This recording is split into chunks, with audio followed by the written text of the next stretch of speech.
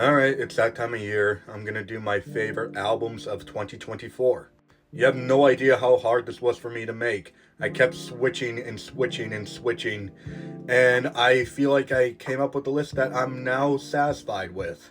This has been an incredible year for music. But we already know that, so I'm gonna start with my 15 through 11. And remember, this is all subjective. Don't be upset if your favorite didn't make the cut. It's on your list, and that's what matters. I had to make a lot of sacrifices with this one. Alright, number 15, I'm starting off with MGMT's new album, Loss of Life. The most laid back they've ever been, but still beautifully atmospheric.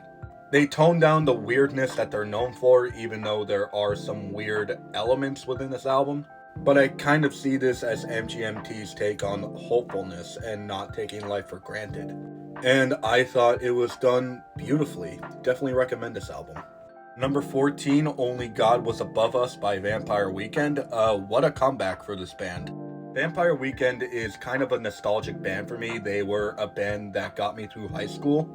And even though I still prefer modern Vampires of the City, this album, I would argue, is just as good. Maybe even their second best, I don't know. But yeah, this album just very much proves that they still got it. A very Baroque sounding album, but still very lo-fi. Ezra Koenig's view of the world in this album is still very dark and kind of pessimistic, but sonically it's still extremely exciting to listen to. And it arguably has the best 3-song run in any of their discography. From Ice Cream Piano all the way to Capricorn.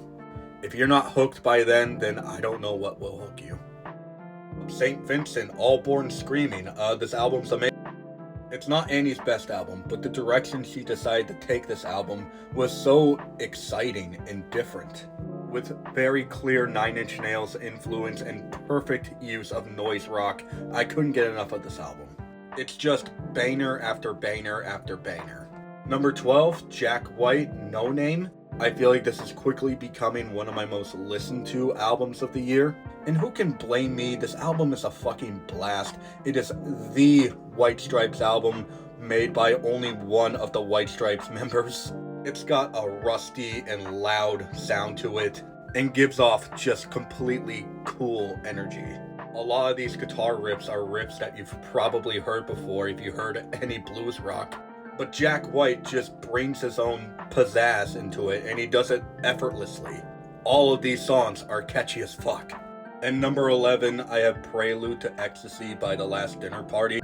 I'm extremely sad to not put this in the top 10, but like I said, amazing year for music. It was a tough sacrifice, because holy fuck, they nailed it with their debut. It feels like that these women have been doing music for years, and this is nothing new for them. The instrumentation feels so burlesque, and every single band member has such fantastic range. It feels insanely theatrical, and they know exactly when to slow down so we and they can catch their breath, while still creating this incredibly unique and fun energy. It's just an absolute blast of an album. It flows beautifully, and there's no fat. It flies by seamlessly. Alright, I did my favorite albums of 2024, 15 through 11 in my last video. So now I'm going to do my top 10 favorite albums of 2024. Let's start off strong. Number 10, GNX by Kendrick Lamar. A surprise album from the already legendary rapper, and he's still got it. Mind-blowing production from Jack Antonoff, which is not only catchy as fuck, but fits Kendrick's style perfectly. Kendrick continues to be a god-tier storyteller and completely fearless. But what really caught me off guard was the moments of wholesomeness in this album, even going as far as to writing a love song for his pen and paper. And it just works, alright? Kendrick is an absolute genius. At number 9, I have everyone's number 1, Brat by Charlie XCX. Listen, there are just albums that I like better, but make no mistake, this is peak hyperpop. This is what you should think of when you hear the term hyperpop. It's music made to be danced to, but Charlie also isn't afraid to put her guard down. Despite this album being insanely catchy, there's a surprising amount of heart and emotion put into this. I think ultimately it's an album about love and appreciation, and how Charlie goes about that theme is so unique and insanely effective. At number 8, I have Mahash Mashana by Father John Misty. Gorgeous sounding, yet insanely weird in its execution. And yes, I mean that in a good way. At times brutal, but at the same time incredibly wholesome. Josh Tillman is somebody who knows how to create the perfect balance of everything, while also just catching you completely off guard in a good way. And this album, I think, completely captures his incredibly bizarre yet incredibly captivating view of the world. And because of that, I truly believe that he might be the best songwriter working nowadays. It's an album that doesn't hold your hand, yet it engrosses you. And for that, it flies by, despite almost every song being over 7 minutes long. Number 7, I have No Title as of 13th of February 2024, 28,340 Dead by Godspeed You Black Emperor. One of the more haunting albums to come out this year. And it's completely instrumental, just like all of Godspeed's work. But I don't know, this album feels incredibly nauseating, and it's all to do with the subject matter. It's an album in reference to what's happening in Gaza, and it could not make its point more effectively without saying anything at all. That's it. Ceasefire now. Free Palestine. Yeah. At number 6, I have Chromacopia by Tyler the Creator. Tyler is quickly becoming a master of concept albums. He's an amazing storyteller and also just completely bold. It's not the best concept album he's ever made, that still belongs to Igor, but Chromacopia is just so sonically exciting and completely interesting. A lot of these songs feel very dark and dystopian. But I don't know, maybe it's just me, but I always see some kind of glimmer of hope that Tyler is pointing at. And for that, this album is very thoughtful and heartfelt. And with all of his albums, it leaves me with a very strange feeling by the end of it, a feeling that I can't describe. It's easily his most dystopian album, but he still manages to make it extremely exciting. Speaking of dark albums, at number 5, I have I Lay Down My Life For You by JPEG Mafia. Listen, we all know how insane JPEG's production style is. But holy fuck, it's like he just continues to top himself in the insanity department. This album is so loud and boisterous, even at moments where it feels like it needs to strip itself back a little bit. And the songs in which it tries to calm itself down are my favorites on the album. But make no mistake, every single song on this album, JPEG is doing something completely unexpected. To a point where it just kind of feels like a crime to not listen to this album in its entirety. It just blows my mind every single time that I listen to it, and I've listened to it a lot. Number 4, I have Older by Lizzie McAlpine. This was my number 1 for a while, but the year just kept going.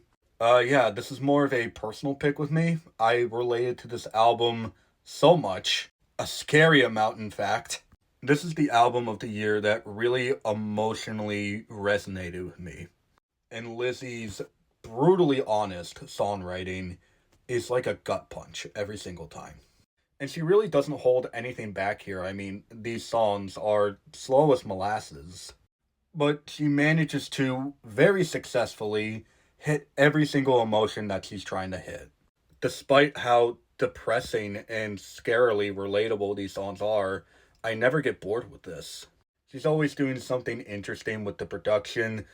Some songs have woodwind instruments and they work fantastically. I can tell she's very influenced by artists like Andy Schaaf, who I also love. Yeah, I mean, I don't listen to this album a lot for obvious reasons, but I adore it to pieces. Like I adore my number 3 pick, Charm by Clairo. I'm a big Clairo fan. She's one of my favorites, always has been. But I feel like if I had just found out who Clairo was, I would still be completely floored by what she did with this album. Just like Older, scarily relatable, very sad, but the overall aesthetic to this album is just something to behold. This album as a whole is very nostalgic in sound. It very clearly takes a lot of influences from 1970s music. It's the perfect fall vibes album, and this might sound cheesy, but every song on here feels like a memory. It feels like a nice, warming, old memory.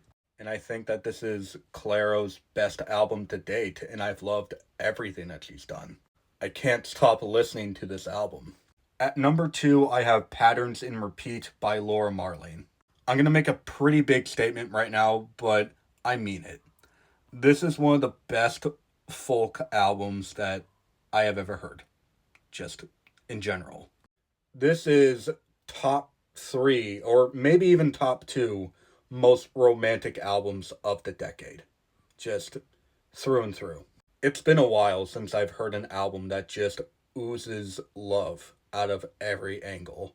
And taking the themes of motherhood and learning to love your life as a mother and making it the most emotionally effective thing ever. Some of the instrumentals here even sounding like music that's made for infants, and it's still the most beautiful thing you'll ever hear. It's like you're being put in the point of view of an infant, and it gets me emotional.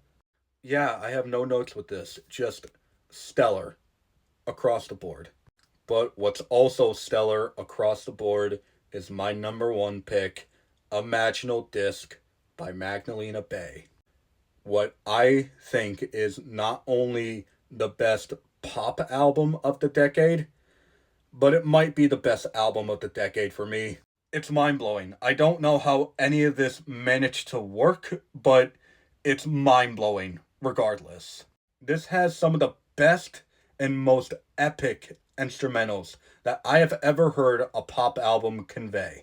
She Looked Like Me is one of the most engaging album openers that I've ever heard, but then it just keeps that energy going throughout the entire album. The flow of this album is, I keep saying this, but it's mind-blowing. Each song fully transitions and flows to the next seamlessly, to a point where there's absolutely no skips to be had. And I hear people complaining about Mika's vocals. Listen, you can have your opinion, but Mika has the voice of an angel to me. This is just heavenly to me. And Magdalena Bay, with this in Mercurial World, they might become my favorite band. Anyway, yeah, that's it. What are your favorite albums of the year?